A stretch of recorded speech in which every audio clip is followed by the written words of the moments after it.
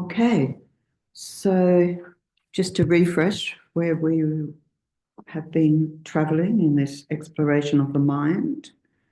So we've been uh, most recently looking at the mental factors, starting to look at the mental factors. We looked at the five omnipresent mental factors, and then what we call the object ascertaining, how we engage that group of five as well, how we engage with different mental factors. Okay, so I wanted to go on from there. Have you got the document? Are you From today? Yeah, sorry, I said it. It's the same document. The PowerPoint or the chart? The chart. The chart. Yeah. So if you bring up the chart, but I think everyone was sent the chart, correct? People have the chart. If you weren't sent it, then talk to Rob later. Okay, so I thought today to start by looking at what we call changeable mental factors. So we've got all these groupings in these 51 mental factors. So this is page 4 at the bottom. These changeable mental factors. So we've got these in this presentation.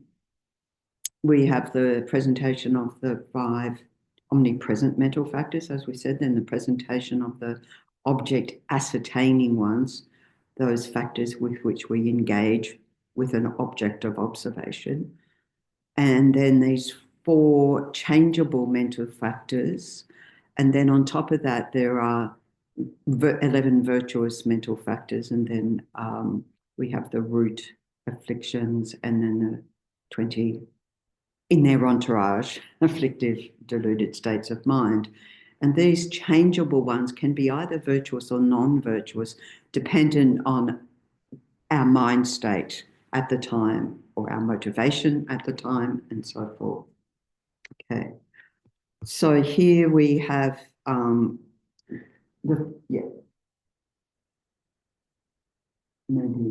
I got to reduce it a bit. So it's, yeah. In any case, the first one is sleep. We could all say we enjoy sleep, and that can be a very positive thing. As His Holiness the Dalai Lama said at one teaching, as soon as I heard His Holiness say this, I rejoiced. Get a good night's sleep, 8 hours minimum, so that then you can meditate clearly, then you can engage with study, with reflection clearly. So if that's our motivation for sleep, it's incredibly virtuous, right? So just in case we're not sure what sleep is, it's the mind that operates when our gross consciousnesses dissolve or absorb. You know, we have the sort of going through the dissolutions process, which is the death process dissolutions, but the same thing happens every night as we fall asleep. So their functions cease. So, for example, the ear, eye, consciousness, taste, smell. Although if something happens in our sleep where we smell smoke, of course, that brings us into our conscious mind. We're no longer sleeping. We're looking for where the fire is, etc. So yeah, it's not that they're not able to, but they take a break. And we think about that.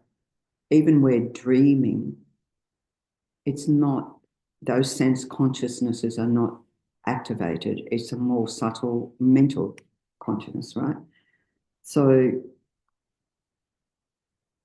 sleep is seen as here a powerless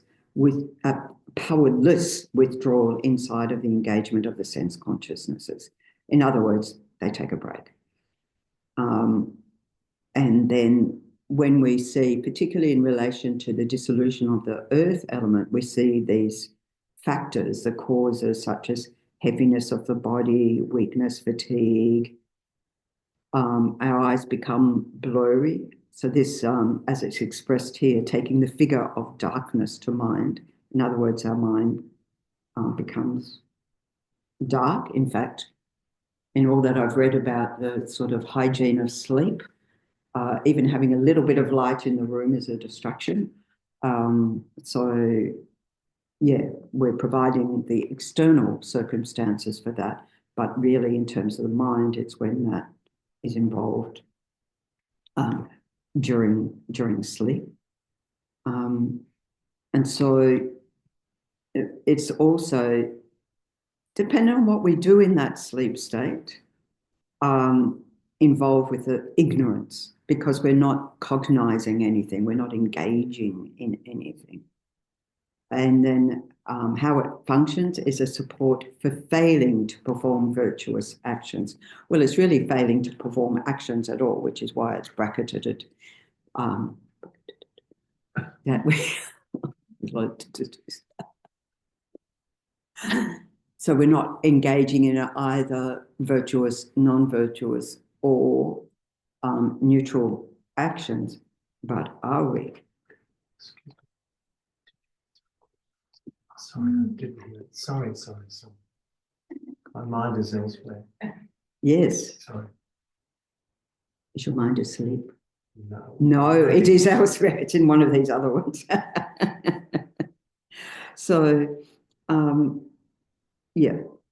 So whether it's virtuous, non-virtuous, or neutral depends on the state of the mind just before we go to sleep. So that makes a huge difference. Say your mind is in a virtuous state, you know, that not just sleeping because you're falling asleep or to rest, but also thinking that you're refreshing your body in order to have the energy to help yourself, to help others in terms of practice, cultivating your spiritual path. So then it's more likely it's going to be virtuous. And we have many advices, like you see on what we call the yoga of sleep, of really enhancing that virtuous state with which we fall asleep. And so, like in our Nyungne text, there's a advice there on the yoga of sleep. Lama Zopa Rinpoche's talked about it many times. Lamas talk about that. And one of the ways we can really enhance that bodhicitta is, you know, setting our mind in the bodhicitta motivation that I'm going to sleep to take care of my body and mind for the benefit of all beings. And then we can visualize that this is a favorite one of mine, that we're falling asleep in a sort of cloud of bodhicitta. You know, we have this sort of, so the mattress and the pillow become this cloud of bodhicitta. And then putting your head in the lap of the guru, the lap of the Buddha, or a particular deity, if you do a deity practice. And there are visualizations like Lama Zopa Rinpoche gives these visualizations where you visualize the light streaming in from that, so that you're not stuck in the heaviness of the sleep, and that there's a lightness there, which is much more beneficial state. So we can do many, many things in terms of setting that. We could set our mind in a neutral state, say before you go to bed, and you do a body scan relaxation, and you get your body nice and comfortable, and you could regard that as a neutral state. You're providing whatever's conducive conditions for your mind to be calm, to be peaceful, and so forth. You could have that. You could fall asleep with your mind wholly set on liberation, wholly set on enlightenment, like this. So when I was growing up as a Catholic schoolgirl, I heard this story about a nun who fell asleep. Oh no, every night would say her prayers. You know, this practice of, you know, you'd kneel beside your bed and do your prayers. Remember that? And I said one night she didn't do her prayers, and that night she died. And I want to know how someone knew she didn't do her prayers. Yeah. They tell the story. I don't think at the time I realized. I just thought, because I used to go to sleep like this. It was something about, what is it? Oh my, something to God. Anyway, or something like that. I'd fall asleep like that. That was somehow got introduced me at some point. It had seen. I do not fall asleep like that. Of course, how do we fall asleep? You know, the advice is to lie down in the pose of the reclining Buddha. You know how the Buddha passed into parinirvana on the right side, you're facing west, so that you're facing Sukhavati, Pure Land of Sukhavati. And, you know, there's many practitioners who want to make sure that that's, you know, that they're turned onto their right side but when they're dying, so that they're facing Sukhavati, or even having a tanka or Sukhavati so that you're looking at Sukhavati as you fall asleep and so forth. So many, many examples.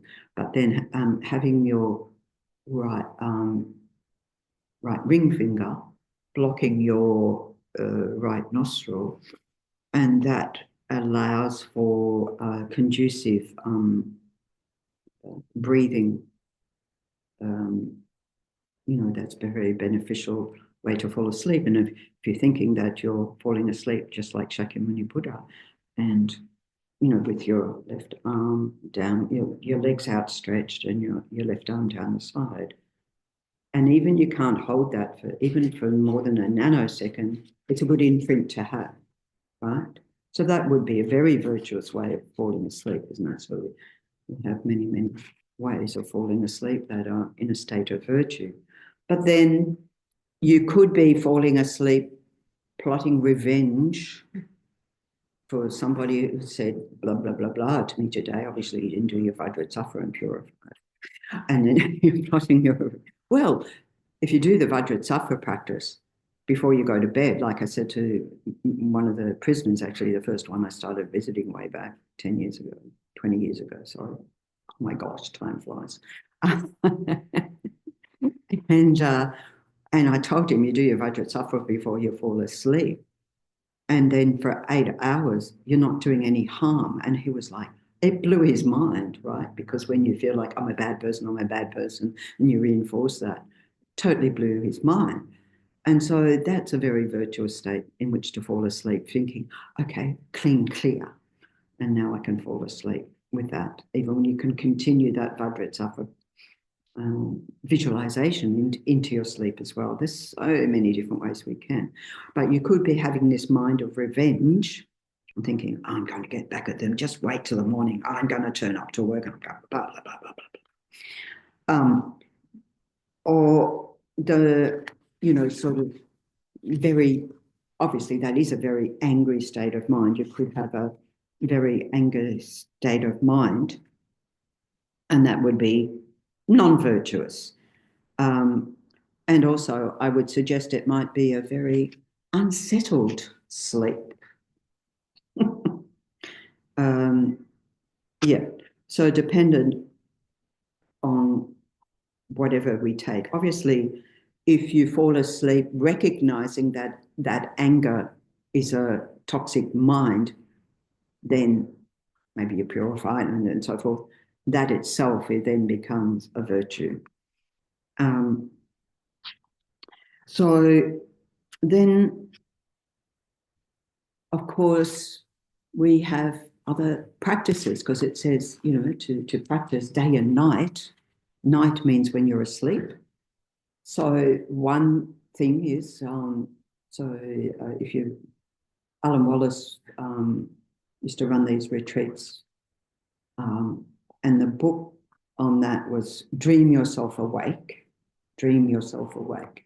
So one aspect of that is lucid dreaming, to develop clarity in the nighttime, where you recognize that you are dreaming, and you can see it's the mind that dreams. It's not, the body, but you can bring tricks into that, like before you fall asleep. He said one of the things is you look at your hand and see that become like a, what do we call it, like a meme or an anchor in your dream. But when you recognize that you're dreaming, you recognize that you can change it. It's just a dream. You don't have to have that unsettling dream, nightmare, or whatever. You don't, so that you can go, okay, change the plot. Or even you might think, well, I can't quite change the plot. But if you can introduce, breathing, deep breathing into that, where you're releasing all of that, just let it dissolve. So different ways. And then there are also practices of dream yoga, which is, more bringing Dharma practice into sleep. It was said that Lama Yeshe would do all this, like he would, let's say, take the aspect of being asleep and do all practices all night long in his bed. I think Lama Zopa never took the aspect of asleep. He always sat up. I mean, he didn't lie down. He sat up. Geshe Santan, my teacher over in Vajrayana Institute, he said when he was at Sarah J and he was a little monk, and he'd heard these stories about Lama Zopa never sleeping, and he his Lama Zopa's room was near his room at this point, and so he snuck along and looked in the window and just to check, when he's telling us, it's like, oh, I was a naughty 10-year-old. Oh yeah, that was so naughty. But it verified that yes, indeed, he wasn't lying down. Lama Zopa Rinpoche said, because his teacher gave him advice to basically not to sleep. He said it took him 18 months to train himself not to sleep. So it wasn't just automatic.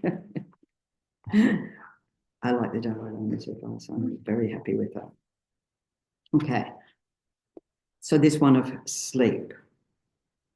And then regret. So can also be, usually we're, of course, thinking about regret in the context of the four opponent powers, and it's a virtuous state of mind. So here it's defined as independence on oneself having performed an appropriate or inappropriate activity deliberately, or having been made to do so under duress. You could also doing it mindlessly. Oh, I didn't mean to say that. Being remorseful about that activity, which you subsequently come to dislike. It is also a mind of ignorance. So regret, that's a positive we're very familiar with. We cultivate that in our purification practices. A regret for causing harm in any way to any being with my body, speech, and mind. But we could also have regret for, say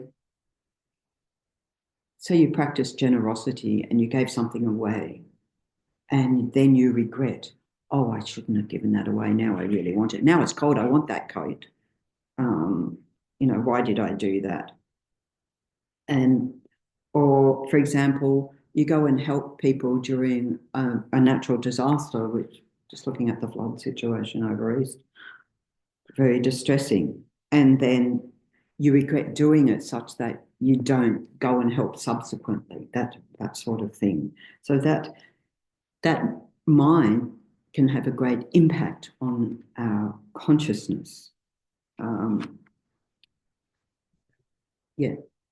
What about when regret can turn into guilt? Yeah, we've got to distinguish regret and guilt. Bad person. Yes. So what we've done is gone from I made a mistake, I did something bad, to I am a bad person. So we've exaggerated and conflated ourselves with that act. And coming back to the prisoners, they have this thing of I'm a bad person, I'm a bad person. No, you are a person who did something wrong enough to land you in prison. But that can be purified for a start.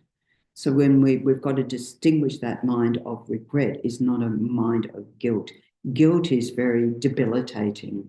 It just keeps us stuck. It's sort of like we don't give ourselves an option out, And so we've got to really distinguish that mind that says, therefore I'm a bad person because I made a mistake. We all make mistakes. Now, some of our mistakes we don't all make. But we all do, even though we want to do no harm, we do harm, right? And so this is why, very much, of course, Lama Atisha knew the karma of that to the point of, he'd get down from his horse and put the stupa and do Vajrasattva practice immediately, right? So like that. So yeah, that's a very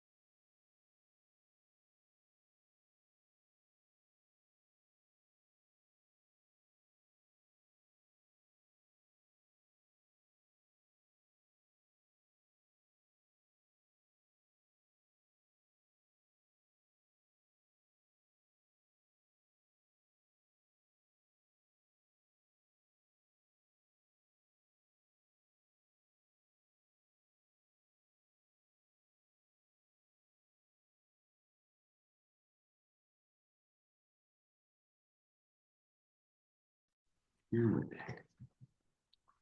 Okay. So the next two go together. The investigation and analysis, and it's again distinguishing, just like we distinguish between regret and guilt, two different types of mind. So investigation is more like a general examination and inquiry into the rough entities of objects, which is what means a general investigation, as well as their names.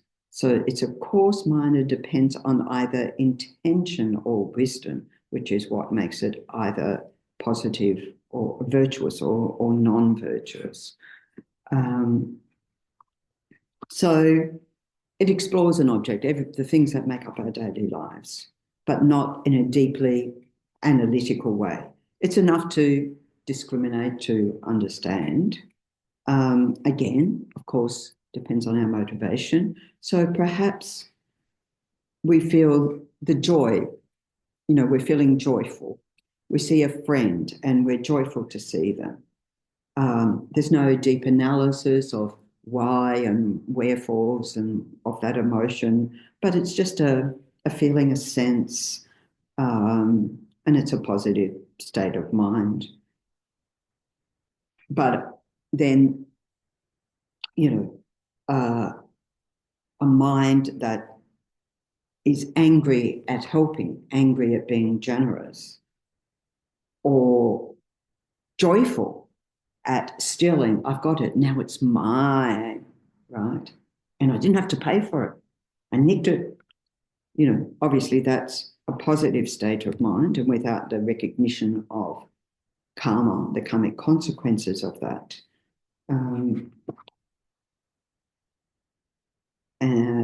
So, yeah, this mind of just general investigation, depending on our intention or the wisdom mind, you'd have to say, coupled with that intention,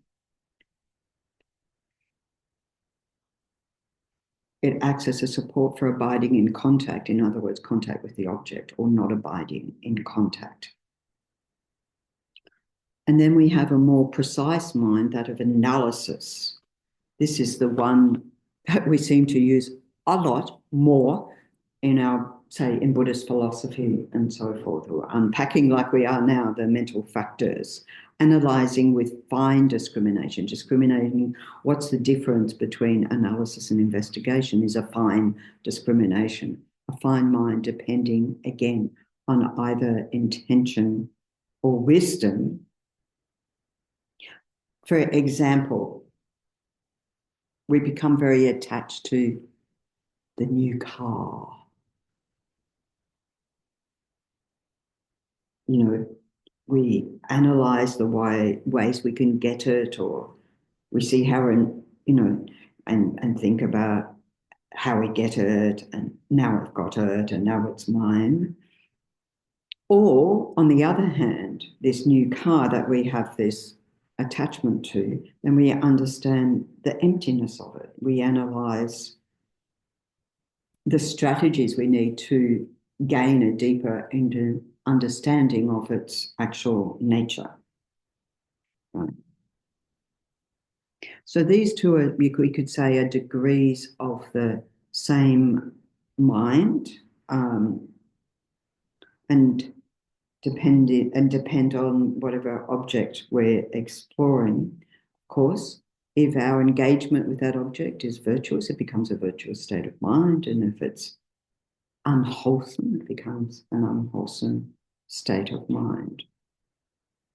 Again, if I was a thief and I had to analyze the ways of breaking into a safe, I have no idea how to do that, but when they show it on the movies, they've done all that. Or actually break into the bank to break into there's very elaborate stories made in film about that. I don't know if any of them are actually at all realistic. Okay.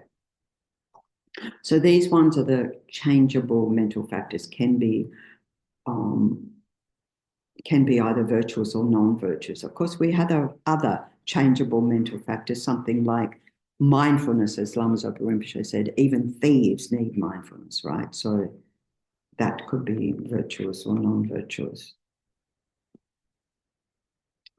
Okay, now we want to go back up to the virtuous states of mind, which is right at the beginning here. So the page 1 at the bottom grid.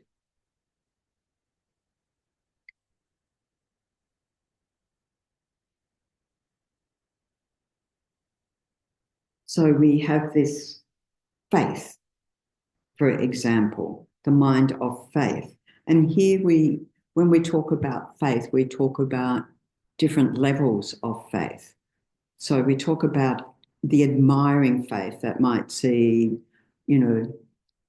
His Holiness the Dalai Lama and very much admire. And a lot of people do that and leave it at that level. They admire him and what he's doing in the world and so forth. And the next level, aspiration, and here we could say, here we're talking about closer to that one, how it functions, it acts as a support for aspiration. And so we talked about aspiration being one of the 5 object determining mental factors. We aspire to develop that quality, and then that itself acts as a support for making effort. The mind of aspiration is one that usually is one that when we're talking about laziness, which is the number one hindrance to us engaging in practice, with laziness of being distracted to other things, laziness of just not wanting to, but no, I'll do it tomorrow, putting off, procrastination. So we have to counter that. We have to put in the effort And that depends on having the aspiration then to develop those qualities, isn't it? I mean, that's the thing. So all of these go together. Both aspiration and faith and effort are all antidotes to that laziness, as is pliancy, but we haven't got there yet. So this faith is the third level, the conviction. Okay, it's not just I admire, I aspire to that, because you could just leave it at that. I aspire to that. I aspire to be a great tennis player, but if I don't pick up a tennis racket, so I have to have the conviction that if I get a good trainer, I'm going to become a tennis player. I couldn't say at this point a good tennis player. So a conviction, a clarity, and wishing, the aspiration, with respect to an existent, that's something, an object, endowed with excellent qualities and power. So here we're talking about virtuous, positive mental factors, and the fact that having these virtuous, positive mental factors is in sync with reality. And so they can only ever grow and grow and grow when we put our mind to it. The fact that we've got them in bucket loads to start with, but they've got a few layers of laziness and so forth to clear away, to sort of give them breathing space. So definitely not blind faith. It arises from observation, from reflection. So, for example, karma, the subtle workings of karma we have no understanding of. But we've, through our investigation and analysis, we can come to a point of saying, well, there are things that tell me at the gross level that I do understand, that I have confidence in a law of cause and effect. I can use reasoning and so forth in relation to that.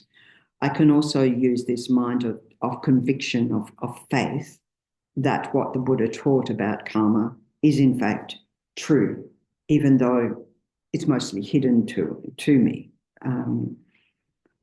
We have a certain amount of, we can prove the logical truth about what Buddha said about things. We can check that up, and the Buddha encouraged us, if you can find anything I've said is incorrect, chuck it out, because the Buddha was only concerned about the truth. And so he wasn't concerned about, you follow me because I said it. He was concerned about gaining truth. There are the things that we can check up, such as subtle impermanence. Of course, a coarse level of impermanence we're aware of. It's quite cool today. Yes, and that will change. Maybe it'll get colder. Maybe it'll rain. This is a level of impermanence.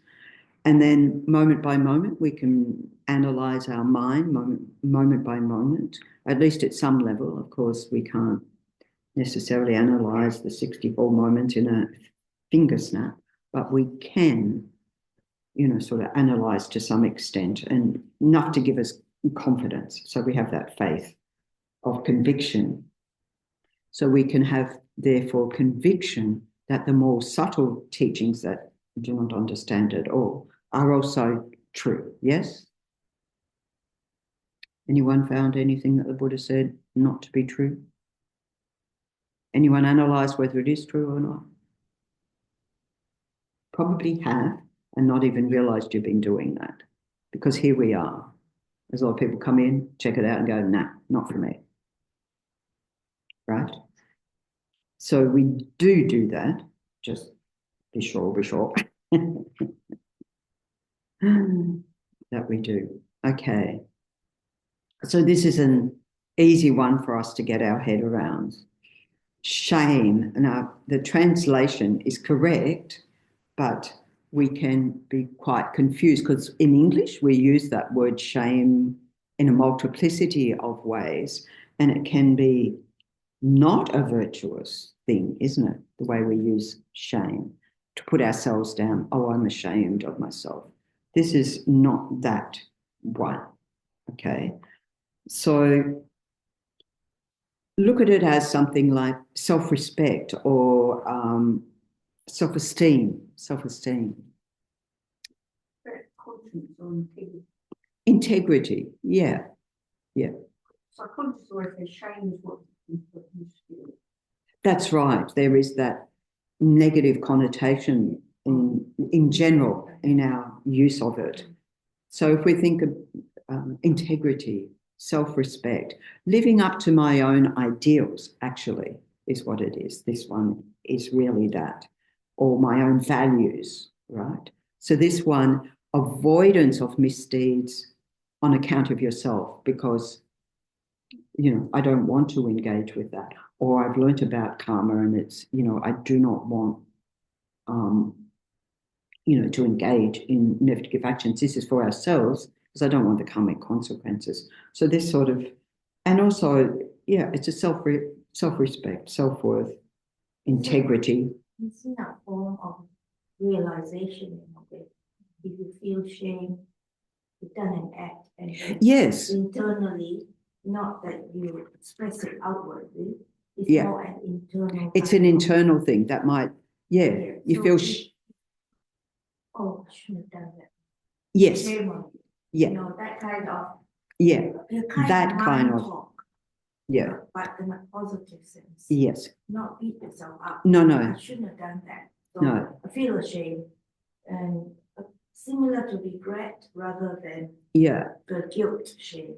Yeah. And my Aboriginal friends, at least the Koori friends over East, would say shame, and they mean it in that context, not as in, what did you say, from the psychological point of view of holding on to a shame as if it's all my fault, where it's not your fault and you've been abused and things like that. It's not that shame, okay, which is totally inappropriate.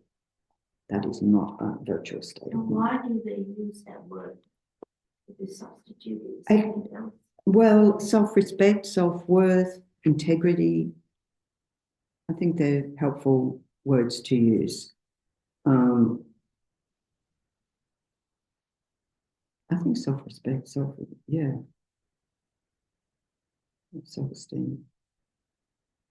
It's where it's like your ethical compass, isn't it? Yeah. So it acts as a support for effective restraint from misconduct. So there's a certain vigilant state of mind involved with that as well. It's what, my ethical compass prevents me from doing certain things, saying virtuous things that would do harm. And the next one, embarrassment. So these two generally go together because the embarrassment one is in relation to, on account of others, like an avoidance of misdeeds because of others, out of consideration for others, right? In the sense, you could say they both inspire us to refrain from harmful actions. In that way, they're the same. The consideration for others is more like, I'm more concerned about the other, not myself. But I think also comes into that, that would be an embarrassment to me if I did that, and what would others think of me? So there is that element there too. My embarrassment before the fact stops me from engaging in that, because, what will my fellow Dharma practitioners think if I do or say or whatever? So that helps us to refrain from that. Motivation.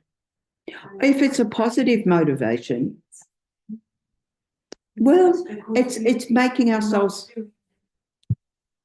If there were people there to be seeing you do it, is a reason for you not to do it? Is that? Yes, if you recognise, there's a reason for you not to do it, and subsequently you might say, oh, well, I'm glad they were there. because otherwise my mind was in a danger zone. Word. No, it's a refraining, a restraint. Yeah. Yeah. It's not the mind that says, oh, I might get found out. It's not that mind. It's like we could look at it as consideration for others as well as, well, I don't want to do harm to others. So for the benefit of others, I don't want to engage in. Right? Like that. So. But if you do it to promote yourself. No, that's a pride. Yeah, that's pride. So we have to distinguish. It's not that. It's not, it's not, what will others think of me? Because that's still self-grasping. Yeah. So you do it. And this comes important because, when Geshe Zopa comes, when Ling Rinpoche comes, and we want to be on our best behavior, is that a mind of pride, or is that a mind of respect for what that being represents, right? And that prevents us also from, that gives us that sense of restraint. So if let's say you with a person, a teacher who you respect, and he sees you, one moment do something Yes. you shouldn't have done. Yes. Like ego arising. Yes. Pride, and then you have an embarrassment. Or he saw me actually. He caught me. No, that's not this one. Then would that not be? That's not it. That would be a mind of either regret, could be guilt though. Right. It's not, again, in English, we use this embarrassment in so many different ways as well. So if you think about out of consideration for others. So if my Lama saw me do that,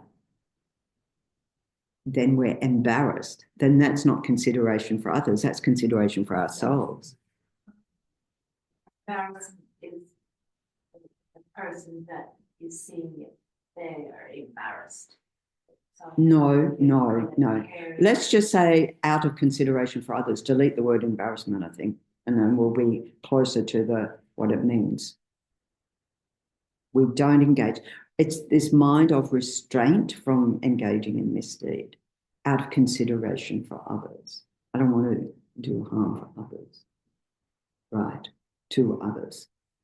Yeah, it's quite tricky. And I did have that situation. I had it where I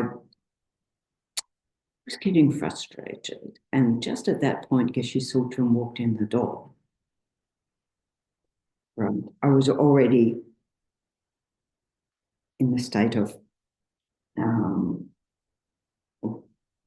regret, possibly guilt, and the English embarrassment side. And he goes, anyhow. And I thought, never do that again. Right. He didn't have to say anything more than that. In that tone of voice. So that might lead to that consideration of others then. Like a parent does to a child, and they learn what to restrain their behaviour. So that is he putting the embarrassment on you so that you will learn? I don't think he was putting an embarrassment on me. I think he was pointing out my faults very directly and nipping it in the bud. It worked. Like, it was gone.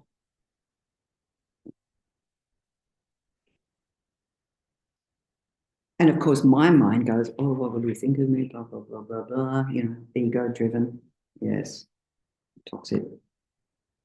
No, it's not this. Yeah, it's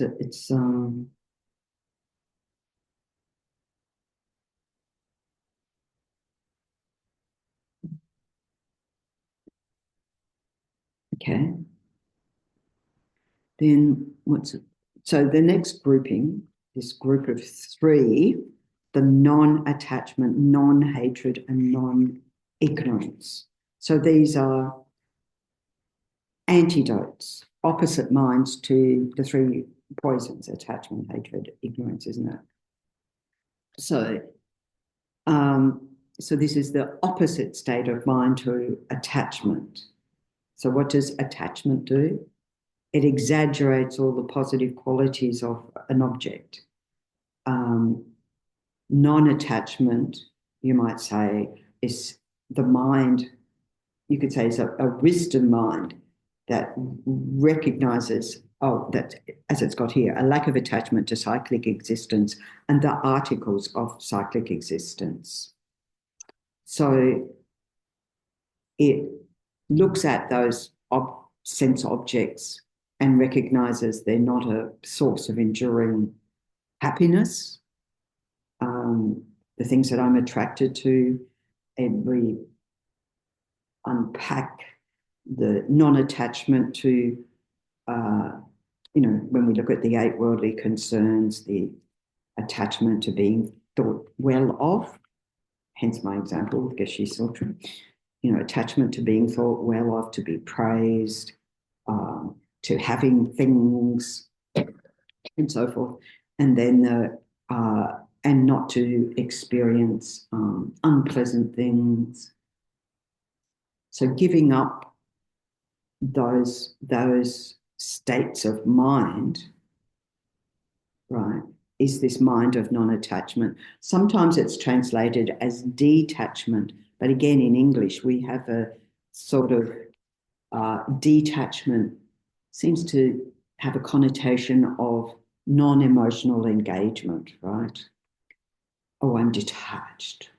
It has a sort of sense of separation. That's not this one, because, that's not helpful either. Would it be non-grasping? Non-grasping, Same. yeah.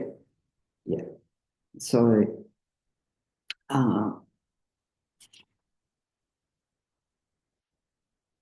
so we could say, and this is one to work on, we could have non-attachment to our own bodies. I think that's one of the hardest ones to not relinquish attachment to our own bodies in the sense of a healthy sense of looking after our bodies and so forth, but not seeing the body as a basis of our happiness or our identity.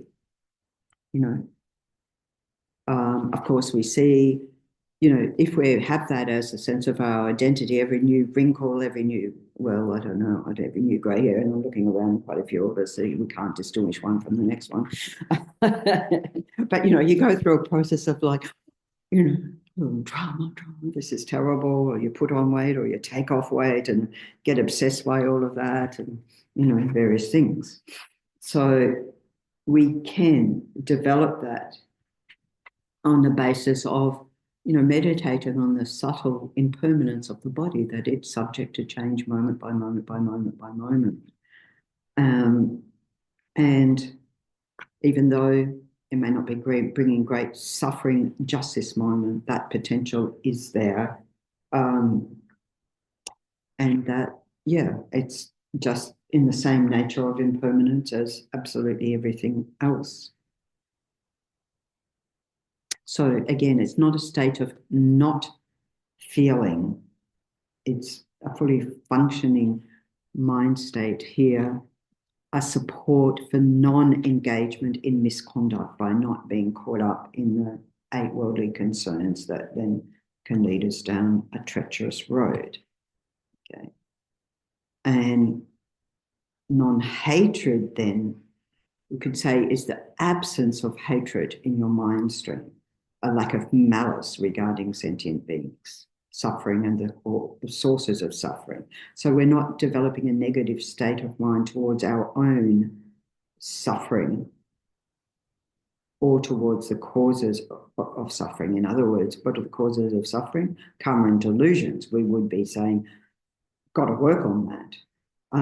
So having this sense that hatred, your mind being completely free from hatred.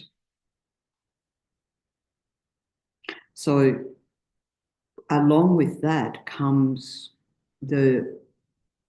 generally we say the mind of equanimity, though that gets used here in a different way. The mind of non-discrimination, where we discriminate between friend, enemy, stranger, that partial mind is totally absent as well. So this mind of non-hatred is endowed with that sense of love, affectionate love towards ourselves and towards others, all others, isn't it? Because we usually think of, well, what would be the opposite to hatred would be love, isn't it? So it has that flavour. And this is the greatest quality of mind that we can have. With this mind, we experience great peace when we have non-hatred. It is a mind of equanimity, of evenness, isn't it? So you don't want the mind of discrimination. You want the mind of discrimination that functions to discriminate this from that and so forth. We need to combine that with our wisdom mind, but not the discrimination that's used in a negative sense of, well, I'm not going to, towards all sentient beings except for this one. So that discrimination, that aspect of discrimination, bias, lack of bias, lack of partiality, that mind. What are the synonyms of that?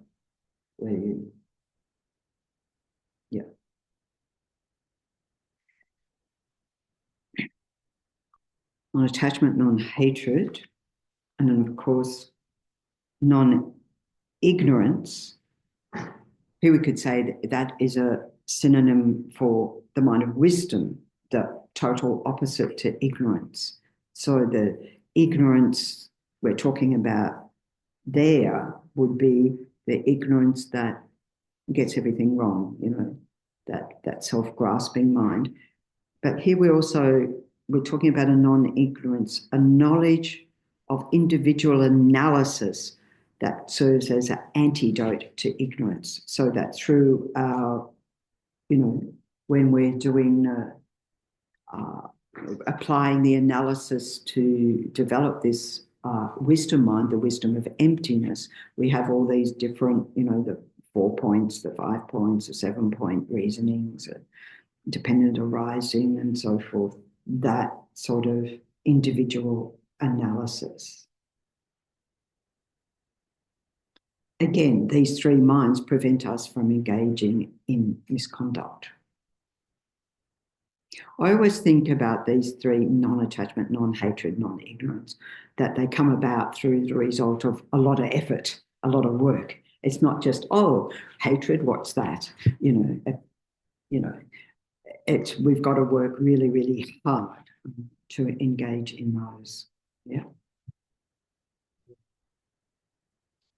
And then we're talking about virtuous states of mind. Effort. I like the translation that is joyous effort. Often we call it enthusiastic effort. Enthusiastic about virtue. Right. So this then, we look at that in the list of the 6 perfections, isn't it?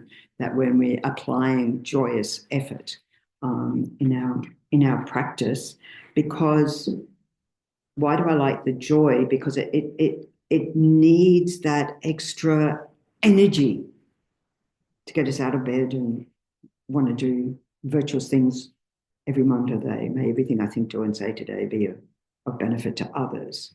So we enjoy putting effort into fulfilling and accomplishing virtuous actions, virtuous speech, and so forth.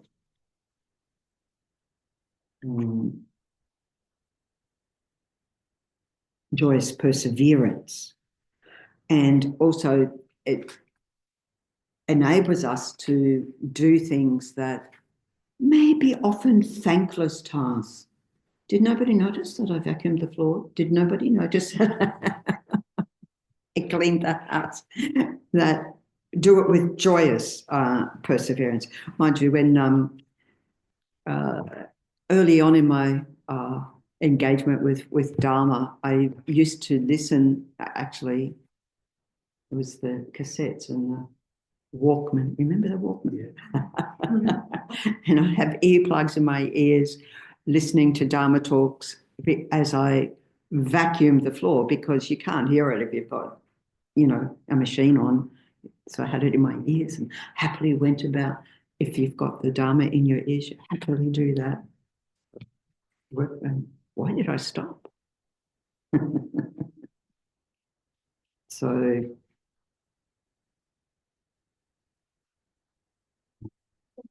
what happens if you have, let's say, I see this in myself and others, is we inspired by somebody that comes here with a wonderful teaching, and then they become joyous and they want to do all sorts of things. Yes. For the center, but then 6 months later, the energy fades. Correct. So how do you counter that? With joyous effort. We have to with the aspiration, we've got to remind ourselves the aspiration. We have to put in the effort. So there's a certain honeymoon period, isn't there, where it's easy to do this because we're on a cloud of, but we've got to look at and this is where it links into karma, how strong our virtuous karma is, how strong our virtuous aspiration is, how strong our joyous effort is. And a couple of things is actually when people stop coming, well, they have to put in the effort, maybe listen to a teaching online. I think one of the biggest boosters is doing retreats. It doesn't have to be a long retreat. It can be a half-day retreat, doing a few sessions of retreat as a group practice. Lama Yeshe would often, many of the, sort of Nyondo practices and so forth that we do would be done as an individual pursuit. But Lama Yeshe really encourages us as Westerners to do as a group, because it's like you pick up on the energy of others, like being here. You pick up on the energy of others, and that sort of gives you a reset, gives you a refresh. Oh, yeah. Often a distraction will come. Yes, outwardly concerned. Say, oh, my body needs to go to the gym. Yes. Because I'm losing strength. Yes. So it coincides with a teacher coming, but then which one prevails? Well, which one prevails is dependent on your, I would suggest, medical advice. Like, for example, when I was in Sydney, Chökyi Rinpoche came to Australia for the first time, and I'd come back from overseas and very happy to be there. We greeted him. I was also very unwell. And then a couple of days later, before he started teaching, I ended up in hospital. Right. I didn't say, no, I don't want to go to hospital because I want to be in the teaching, because I thought, I sort of want to be alive. And so there I was, feeling sorry for myself that I wasn't there, but I had to be in hospital, right? Not a positive state of mind, not a joyous state of mind, until the thought popped into my head, eventually, after about 10 hours, oh, I could ring Geshe Thubten and get advice. And so he got advice from Chökyi Rinpoche for me, transmitted the message from Chökyi Rinpoche. And then it was like, okay, engage in this practice while you're in hospital. All right. And then then you're using that fact. And then,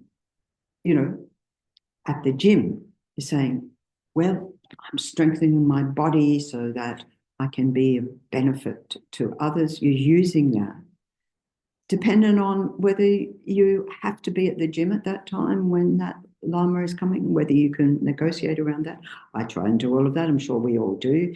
Can I, sort of fudge the edges? Can I do something else? But we have to, if we don't take care of our body, then we can't take care of our mind. So if you express regret yourself, I'm so sorry I can't be there because I have to take care of my body, that'd be a virtuous state of mind.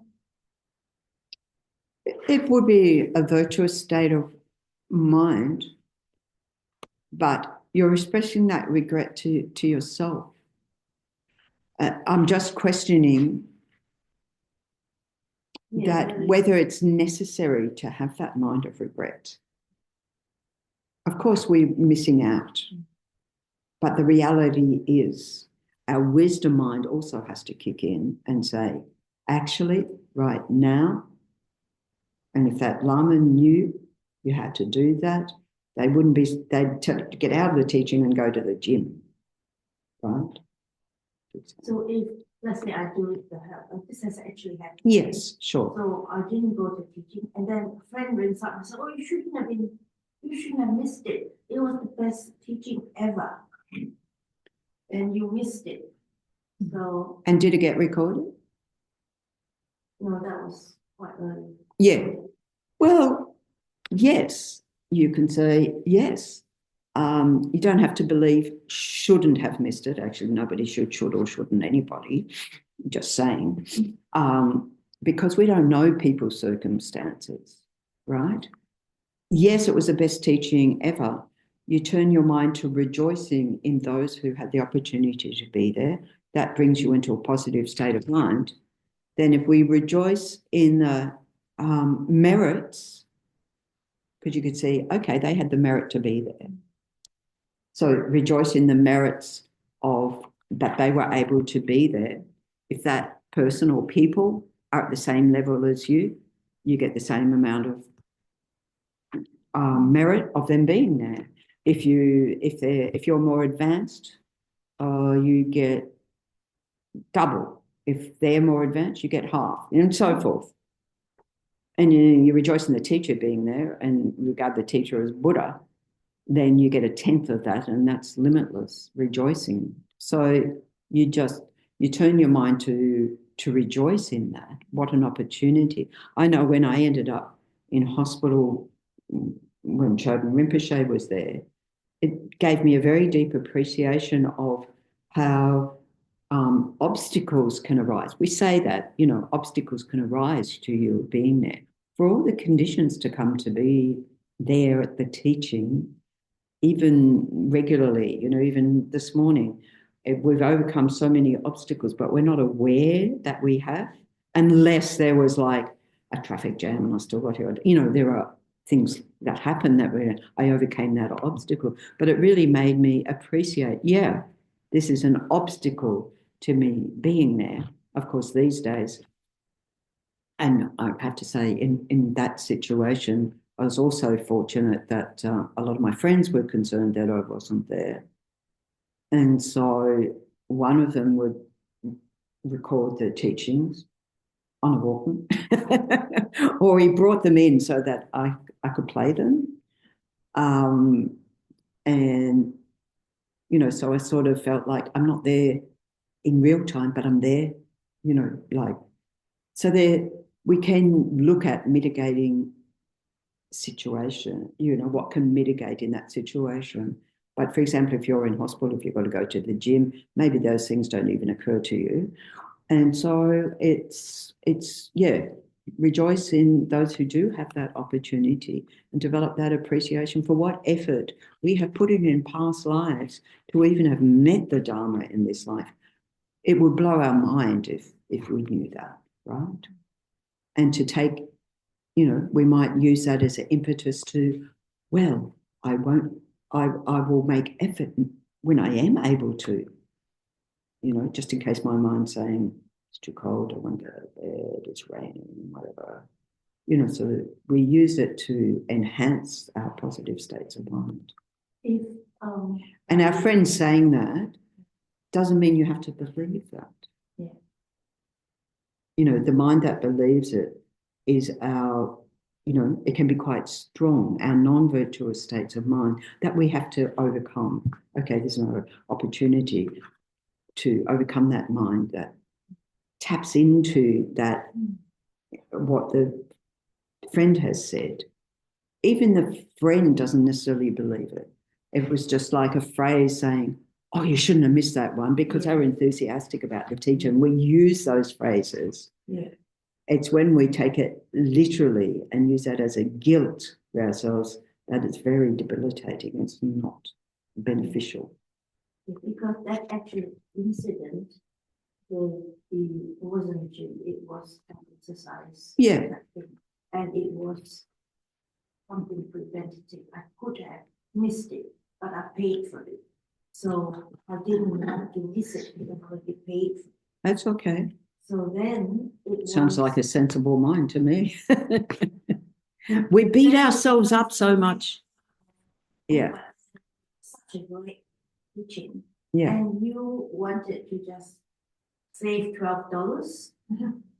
So you went to the item Okay. $12. Put down the whip. Do your Vajrasattva practice. Shut that out. Purify it. Let it go. Let it go. It's so past. It's so past.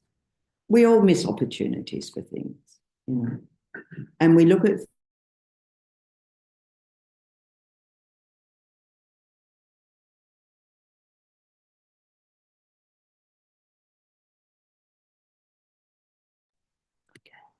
back on. You can see how all these non-virtuous states of mind get in the way of all these virtuous states of mind, because we really do have to put much effort into developing the virtuous states of mind, because the non-virtuous and the self-doubt is one of those, all come along and to sabotage us, because they're stronger states of mind.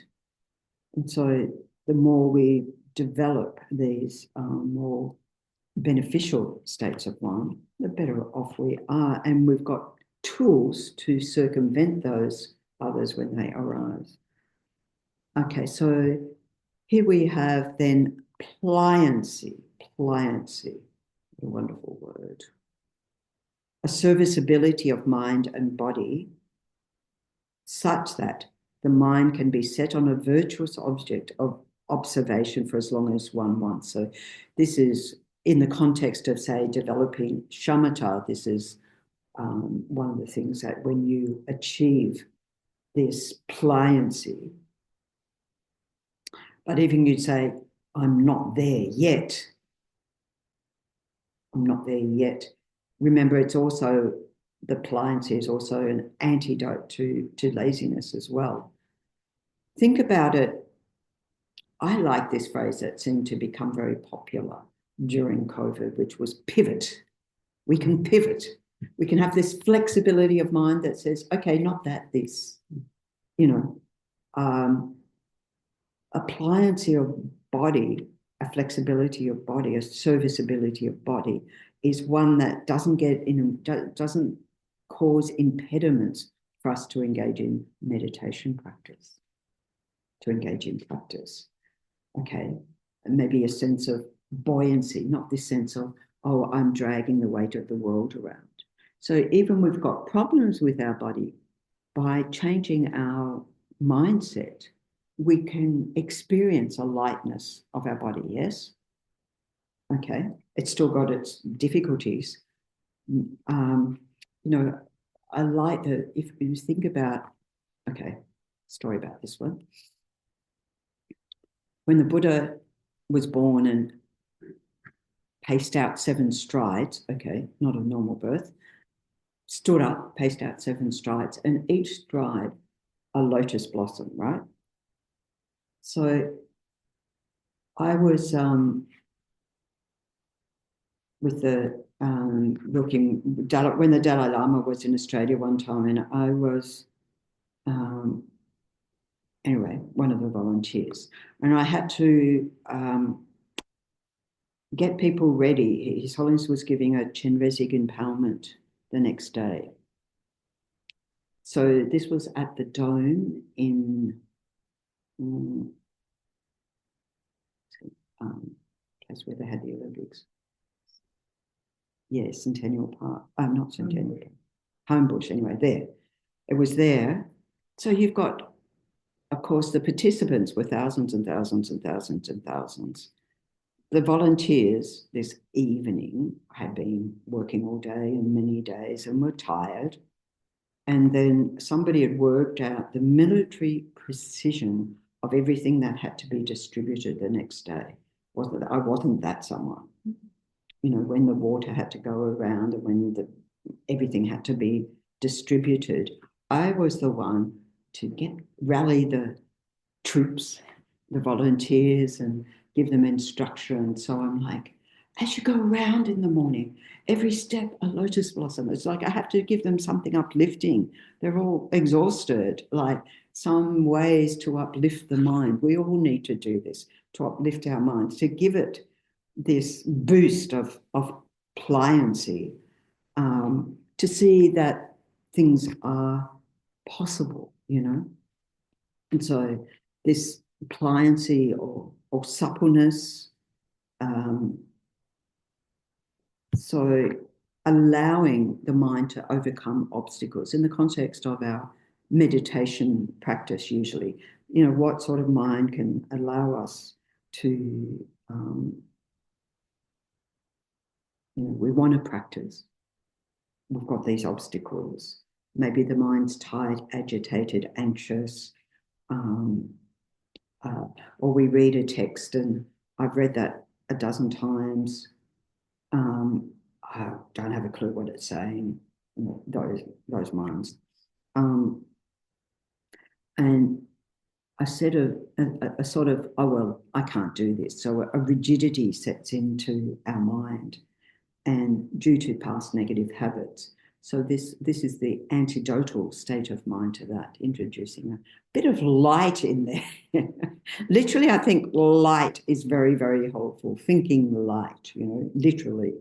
Sunlight, daylight, light coming down, streaming down from Vajrasattva, however we want to visualize that light, to give us that, you know, fluidity, mobility of the mind.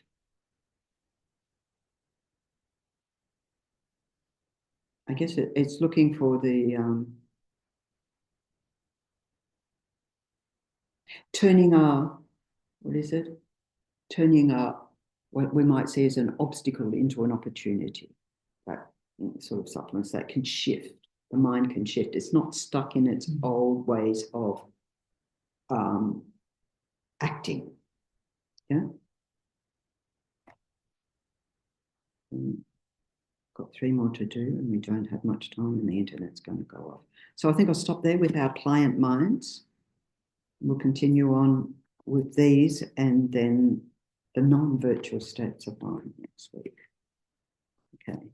Any other comments, observations? No. Good. Let's dedicate all our merit.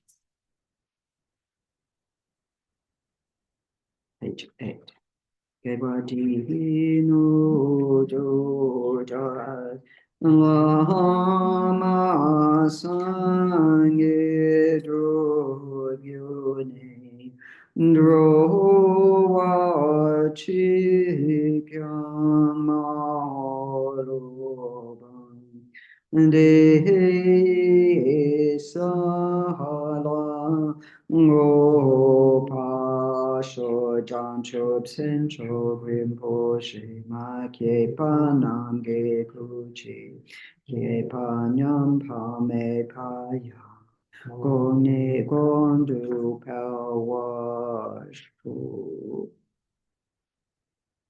And a prayer for the long life of His Holiness the Dalai Lama. Incomparably kind and supreme Tenzin Gyatso, the wish-granting, wish-fulfilling jewel, source of every single benefit and happiness in this world. May you have a long life and all your holy wishes be spontaneously fulfilled. And I think we'll do some Om Mani Padme Hum, His Holiness the Dalai Lama, that are being accumulated to offer to him on his birthday. Om Mani Padme Hum, Om Mani Padme Hum, Om Mani Padme Hum, Om Mani Padme Hum, Om Mani Padme Hum, Om Mani Padme Hum, Om Mani Padme Hum, Om Mani Padme Om Mani Padme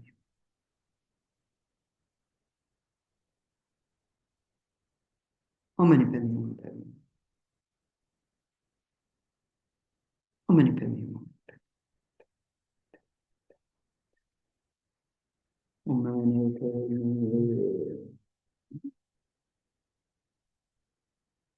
The Prophet's swift return of Lama Zopa Rinpoche, fearless teacher, an assembly of the children of the victorious one, Shravakas and practical Buddhas, victorious Losang, father and sons, along with the lineage masters, all the objects of refuge of infinite lands. Please bestow the virtue and goodness of accomplishing this prayer here and now, holding and spreading the mind's precious and complete teachings. Through explanation and practice, you wore the armor of patience that is never discouraged. Incomparable Venerable Guru, to you I make request, while striving single-pointedly for the sake of the victorious one's teachings, the sole gateway through which all benefit and happiness emerge, and from other living beings. You suddenly departed to peace, what a great loss. Nevertheless, through the undeceiving truth of the blessings of the ocean of the three jewels and the great waves of bodhicitta of the children of the victorious ones, may the smile of a reincarnation swiftly beam in glory for fortunate disciples. And long life prayer for Tenzin Osul Rinpoche. Lord of Dharma, who in accordance with the various dispositions of those to be subdued, makes clear in the light of your well-spoken advice the sacred Ganjan tradition, essence of Buddha's teachings, foremost and holy Lama, to you who are supreme, we make this prayer of supplication. Lama, please, please live long. Okay, thanks everyone. Tomorrow evening we have the Tara chanting, Tara praises chanting. And what else do we have? That's at 5 o'clock. Yeah. Oh, it's at 5. Move forward. Oh, good, better for winter. I like that idea. It's early. Oh, okay. Oh, I like that idea. Good.